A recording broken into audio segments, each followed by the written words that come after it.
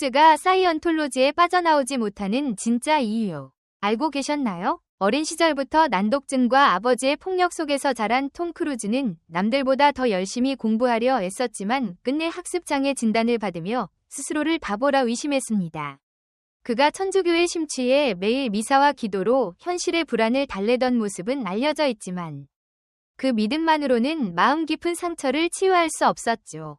연기 수업에서 비로소 자신을 발견한 크루즈는 유독 대본 암기에 강점이 있었고 작은 체구에도 열정으로 가득 찬 군인 역할을 위해 7kg을 찌우며 다부진 근육을 다져냈습니다.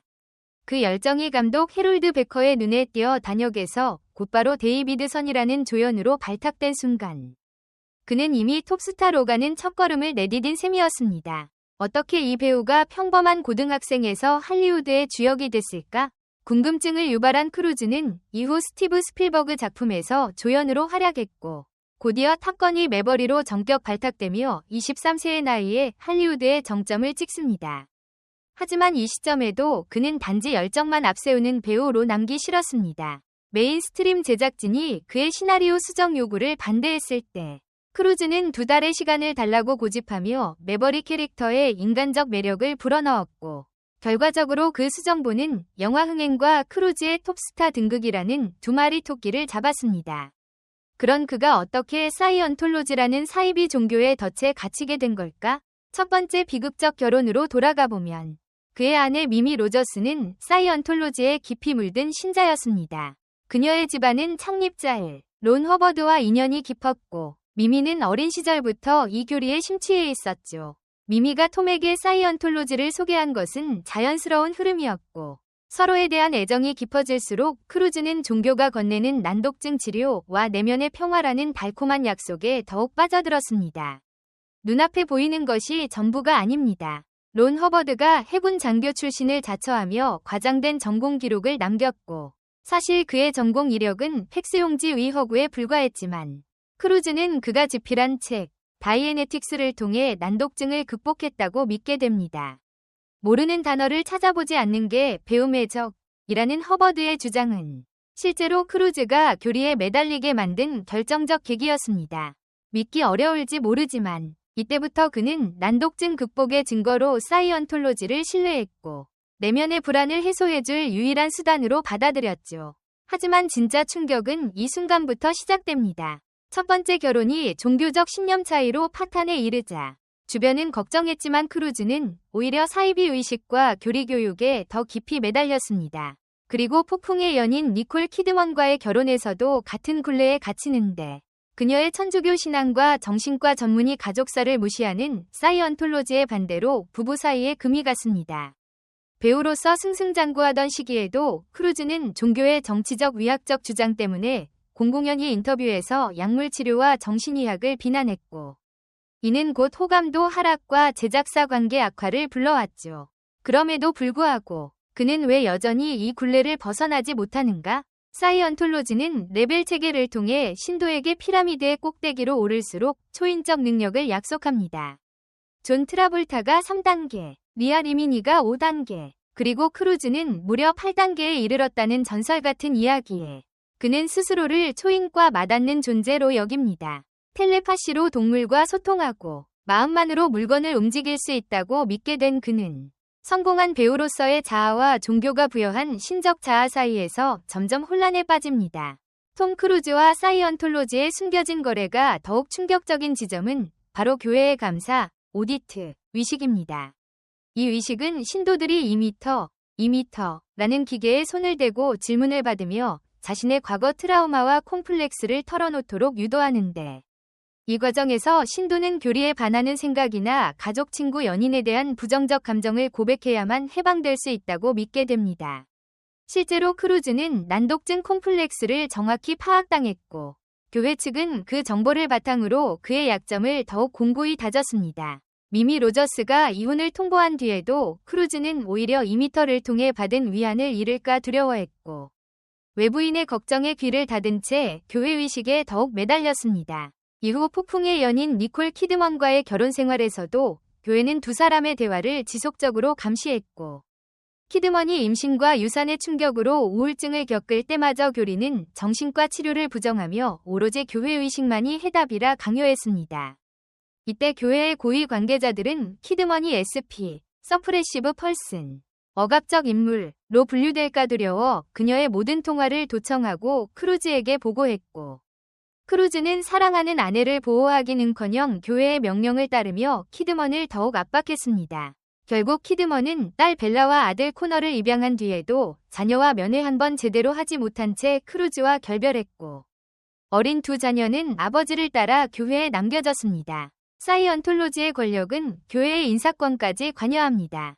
크루즈가 두 번째로 만난 배우 케이티 홈즈와의 로맨스는 교회의 여친 프로젝트라는 이름으로 철저히 기획되었습니다. 교회 내부 관계자들은 케이티가 크루즈의 이상형인 페넬로페 크루즈를 닮았다는 점에 주목해 그녀에게 성형시술과 치아교정을 권유했고, 케이티가 기존 남자친구와 결별하도록 은밀히 개입했습니다. 이어진 뉴욕 오프라 인터뷰에서 케이티는 언뜻 행복하다고 말했지만, 그녀가 받은 교육은 오직 교회 규범을 따르는 법이었고, 만약 크루즈와의 사생활을 누설하면 즉각 그에게 벌금을 내야 한다는 비밀 계약서에 서명하도록 강요되었습니다. 케이티와의 결혼 후에도 교회는 두 사람의 일거수일투족을 통제했으며, 크루즈가 인터뷰 시 종교 질문 금지라는 조건을 걸게 만든 주체도 다름 아닌 사이언톨로지였습니다. 기자들은 인터뷰에 들어가기 전 서명을 해야 했고, 종교 관련 질문이 나오면 즉시 녹취를 중단하거나 인터뷰를 취소하도록 지시받았습니다. 이러한 통제는 크루즈를 섭외하는 스튜디오에도 이어져 그가 출연하는 작품은 모두 사이언톨로지 홍보 효과를 내세워 더욱 높은 개런티를 보장받았습니다. 하지만 교회가 그를 지탱해준 만큼 그의 경력도 교회와 함께 파국을 맞습니다. 2005년 KT와의 결혼 초기, 크루즈는 영화 우주전쟁 홍보 인터뷰에서 정신의학을 비난하며 약물 치료는 문제 회피에 불과하다고 주장했는데, 이 발언은 곧 브룩 실즈 등 공공연히 정신과 치료를 받는 동료 배우들의 반발과 여론의 분노를 샀습니다. 그의 호감도는 단숨에 56%에서 35%로 곤두박질쳤고, 제작사 파라마운트는 더 이상 함께 일하기 어렵다며 미션 임파서블 후속 제작에서 발을 뺏겠다고 선언했습니다. 크루즈 측은 내가 먼저 계약을 종료했다고 반박했지만, 미디어는 사이언톨로지가 스타를 해고당하게 만들었다고 보도하며 논란은 더욱 확산됐습니다. 결국 5년이 흐른 뒤에야 미션 임파서블 고스트 프로토콜로 파라마운트와 화해했지만, 이미 크루즈는 사이언톨로지 전령이라는 인식은 영화 팬들에게 깊이 각인되어 있었습니다. 그럼에도 톰 크루즈는 스스로를 벗어나지 못했습니다. 2012년 KT가 이혼 소송을 제기하자 크루즈는 딸 수리를 보호하기 위해 교회를 떠날 이유가 없다며 법정에서 교리를 옹호하는 발언을 이어갔습니다.